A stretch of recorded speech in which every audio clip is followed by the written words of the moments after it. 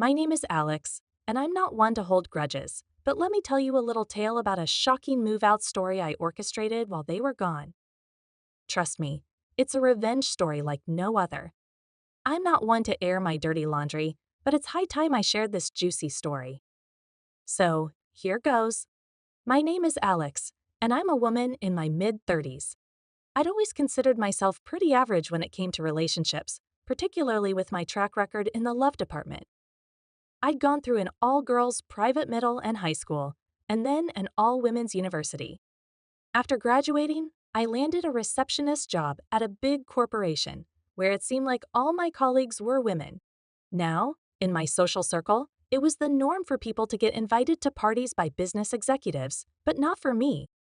I never attended such gatherings. You might wonder why, and the reason was pretty simple. Whenever I talked to men, I became so nervous that I couldn't even speak. Sure, I received compliments on my appearance and got invited out a few times, even had dinner with some kind-hearted guys, but in the end, they'd say something like, "You're pretty, but there's not much else to you." Then, it happened.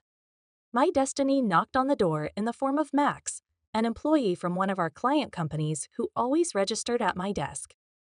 People around us speculated that we were dating, but that wasn't the case. Whenever he tried to engage me in conversation, I just gave polite smiles, like I did with everyone else. I truly thought I was destined to be single forever. But then Max made his confession, and it changed everything. Can we maybe just start off as friends? That was my reply, and yet he nodded so eagerly, it was as if his head would fall off. He entered the office still smiling, which was a first for me.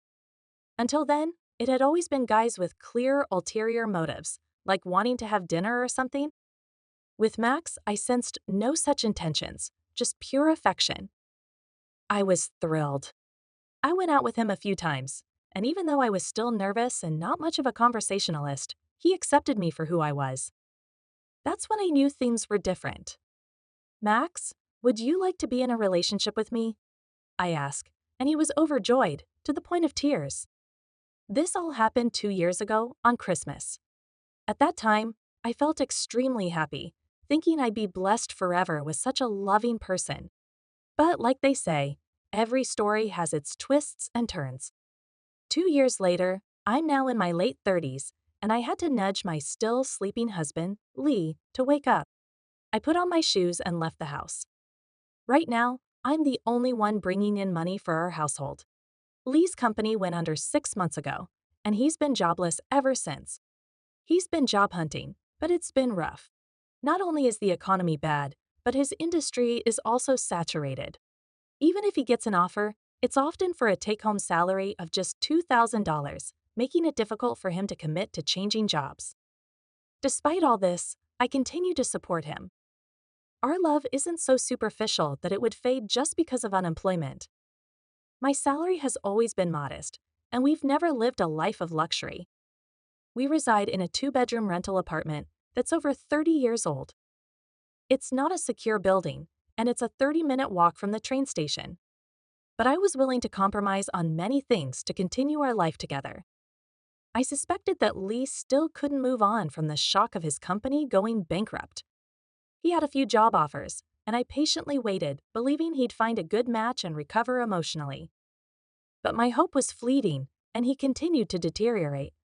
He even started taking his stress out on me, sometimes raising his hand in anger. He didn't leave any lasting marks, and I thought he must be suffering more than me, so I endured it, wanting to be supportive. Then, a few days later, he finally landed a new job. He gave up on his previous industry and switched to a completely different one. The new place was willing to hire him despite his lack of experience, so he took the job. When he got it, I was relieved, thinking I wouldn't have to be his punching bag anymore.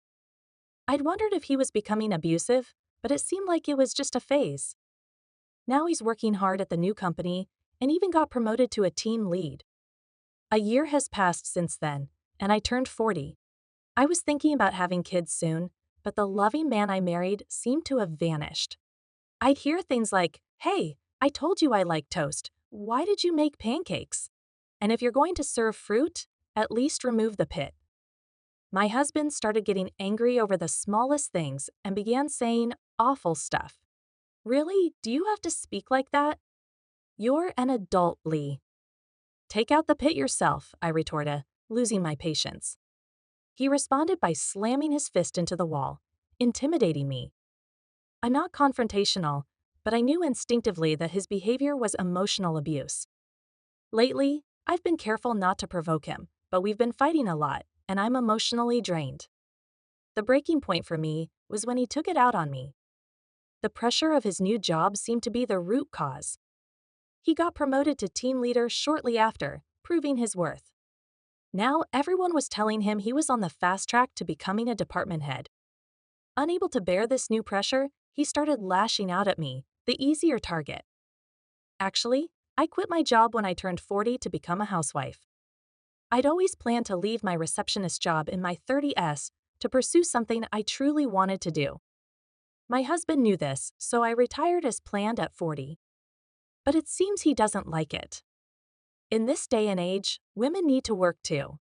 I can support both of us on my salary alone, you know? Do you even appreciate who's provided for you? He complained while eating. Then he grabbed his bag and left for work. When he was jobless, I was the one supporting him, so why am I the one being blamed now?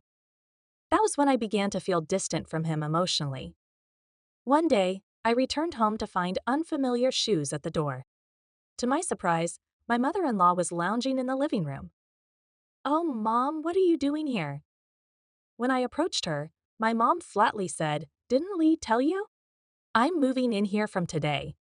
I had never heard anything like this. Later, I found out the reason was that my father-in-law had passed away, and my mom-in-law was feeling lonely. So my husband had suggested she moved in. Of course, no one consulted me. As I stood there, stunned, my mom-in-law ordered me to start making dinner. A homemaker's worth is proven by serving her family, so get on with it. Confused and frustrated, I went to the kitchen to make dinner anyway. Then, as the food was nearly ready, my mother-in-law came in and said, "Lee hates 2 burgers. This is garbage." She dumped the almost finished dish into the trash. I was sitting inside, but oddly, words failed me when I was confronted by this unexpected situation. Unable to speak up, I watched as my mom-in-law continued and started rummaging through the fridge and began cooking without asking. Finally regaining my composure, I said, "Hold on, Mom. I planned meals for the week and bought groceries accordingly." Just as I said that, she dumped flour on my head. Coughing from the flour, I continued to watch her make her dish and then demand I clean up. My husband eventually came home and was delighted to see the meal. "Oh yes, this is the kind of food I want. No need for salads, fried stuff is the best," he said, ignoring me. He happily sat down to eat with Mom. At that point, my heart felt like it had been smashed and painted over with black ink.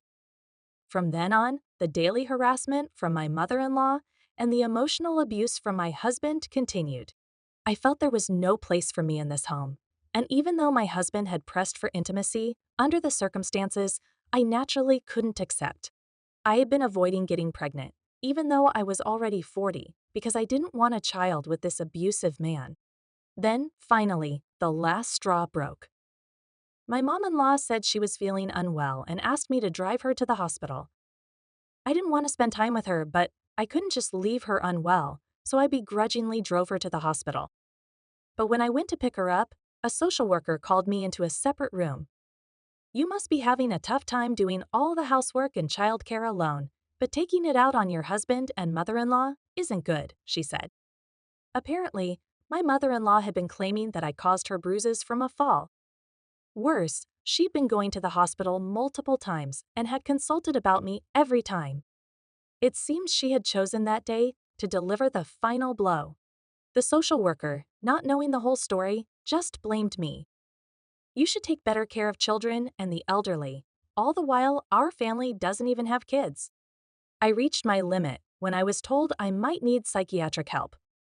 "I'll sue you for violating my rights. I'm the one being abused here, not the other way around," I said. I showed evidence of my husband's abuses and the burn marks caused deliberately by my mother-in-law. The social worker said she'd need to confirm this with my mom-in-law, but I refused and left the hospital on my own. Soon after, my mom-in-law and my husband returned home. Apparently, my mom-in-law told my husband that I'd been mean to her. My husband, shaking, said, "You're a parasite, leaving my mother like this. How dare you abandon her?" I don't know what kind of story my mom-in-law spun for my husband, but judging by her fake tears, she had lied again. I was tired of correcting her, so I walked out of the house, ignoring both of them. That day, I didn't return home and spent the night in a business hotel. Thankfully, I had my wallet and cell phone, and I could easily buy a charger. I decided not to go back home for a while and ignore both of them. But one day, as I was walking near the house, I ran into a woman in her 50s who lived across from our apartment. "Haven't seen you around. Also heard from your mom that you and your husband are going on vacation for a week or so," she said. Hearing that, I couldn't help but let out a dry laugh. But then I thought, if not now, when? I immediately contacted a moving company and asked them to help me move out as soon as possible, even if it was a bit more expensive. Luckily, I didn't have much stuff, and the movers arranged to send everything to my parents' house in just 3 days. Let's see how my clueless husband and his mother, who have no idea how much I've contributed to our home, react. They belittle me without knowing anything, and I won't forgive them. I moved as they faced their empty house, and then went back to my parents' home. A few days later, my husband called me. "Hey Alex, where are you?" "Your room is empty," he said. My husband, catching wind of the situation, kept demanding to know where I was. "None of your business," I told him. "By the way, I've already filled out the divorce papers since you've threatened divorce before. Just sign and submit them." I hung up the phone and blocked his number. And so, a peaceful life began. I woke up, did yoga, prepared breakfast, and sat down at the table with my parents. Lunch with mom and dinner as a family again. I felt so normal, yet it was a comfort and happiness I hadn't felt in a long time. My parents were surprised when they received my thanks, but welcomed me warmly. Things took a turn when my husband found out I was at my parents' and waited for me nearby. I tried to run when I saw him, but he caught up and grabbed my arm. "Alex, let's go home. The house is a mess without you," he said. His grip tightened and I yelled, "Help me!" A high school boy in his sports uniform happened to be passing by and came to my aid while a nearby businessman called the police. With the police there, my husband retreated quietly. But, as expected, my raging mother-in-law stormed into my parents' house. "How dare you humiliate my son in public? What a disgrace! And you and your family are finally." I held my father back from confronting them and said, "Meanwhile, my mother-in-law was outside our place, screaming threats and even mentioning defamation lawsuits. My dad was about to lose it and confront her, but I held him back. It's okay. I'm ready to settle this." I called my husband, who noticed the incoming call while next to my mother-in-law, and boldly said, "I know you're cheating, and I have evidence. I'm going to sue you for abuse and get a settlement when we divorce." Hearing this, my husband began to panic. In truth, I had hired a detective to gather evidence after hearing rumors about him going to a hotel with a coworker. So I had ample evidence of his infidelity. I had even visited a hospital and secured a medical certificate just in case they tried something. I had also recorded conversations to have evidence if needed. I had planned to confront my husband and his mother once I felt emotionally ready, but I won't be quiet when they insult my parents. I know my mother-in-law has been taking money from my wallet also. Ever since I left, I heard the house is in horrible state, even smelling bad. "You're getting complaints from the neighbors, aren't you?" Hearing this, my husband was at a loss for words. I got this information from a neighbor who told me that my husband and his mother were out of town. Apparently, they'd been failing at basic chores like sorting the trash, and the house had turned into a dump. I also heard there were complaints with the property management about the loud arguments they had daily. So maybe now my husband realizes how much I contributed to our household and wants me to come back. But it's too late. I'm not coming back. "Live happily ever after with your beloved mom," I said. After saying this, I hung up the phone. Shortly after, my mother-in-law tried to kick down my front door. I called the police, and they were both arrested. I later learned from my neighbor that they hadn't addressed any of the complaints through the management company. Eventually, the drama got so bad that it emptied out the entire apartment complex. The management finally took legal action against them, and my husband ended up homeless, which led his mother to shoplift. She was arrested for injuring a store clerk who confronted her. I found out about this through online news. Beyond that, I don't know and don't want to know. After the divorce, I started working in my dream cafe. I met and became friends with a colleague who is 5 years younger than me. At 34, I remarried. By 40, we opened our own dream cafe, and now I'm pregnant. It's a late-life pregnancy, but I've never been happier. Life continued to take its twists and turns, and as I progressed into my late 30s, I couldn't be more content. My new husband, Ryan, brought laughter and joy back into my life.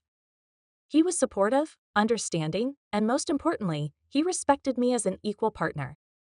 We cherished each other's company, and the dream cafe we built together became a testament to our shared dreams and hard work.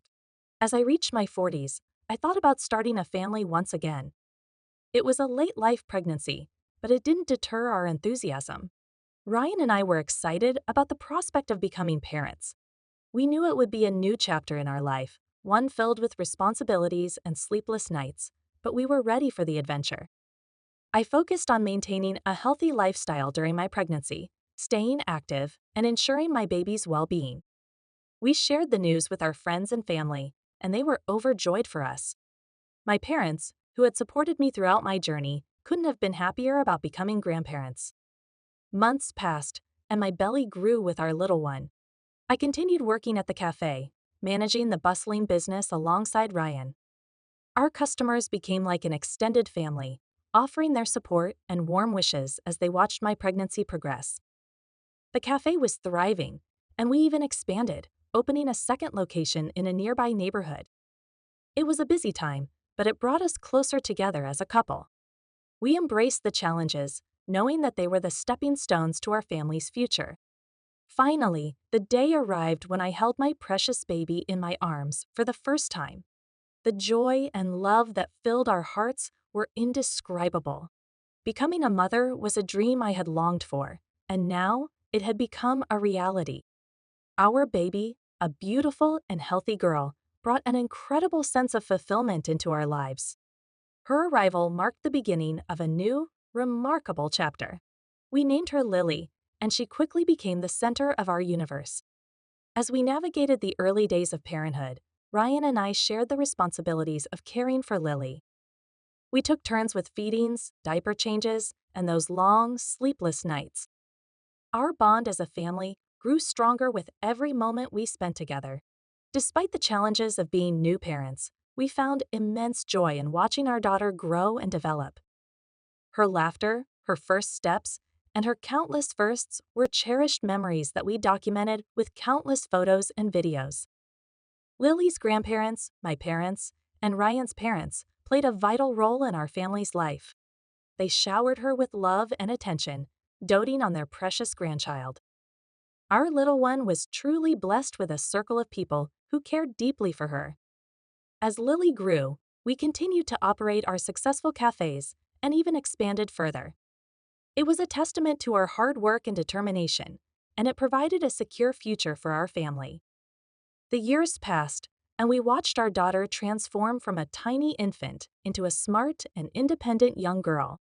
She started school, made friends, and developed her unique personality. We were there to support her every step of the way, encouraging her to follow her passions and pursue her dreams, just as we had. Now, at 45, I can say that I found the happiness and contentment that had eluded me for so long. The pain and challenges of my past had paved the way for a beautiful future. As a wife, a mother, and a successful businesswoman, I am fulfilled in every sense of the word. My journey had its share of ups and downs, but it taught me the importance of self-worth and the value of supportive relationships. It's a reminder that even in the darkest of times, there is always hope for a brighter future. My story is far from over, and I look forward to the adventures that lie ahead, with my loving husband, my precious daughter, and our flourishing cafe business by my side.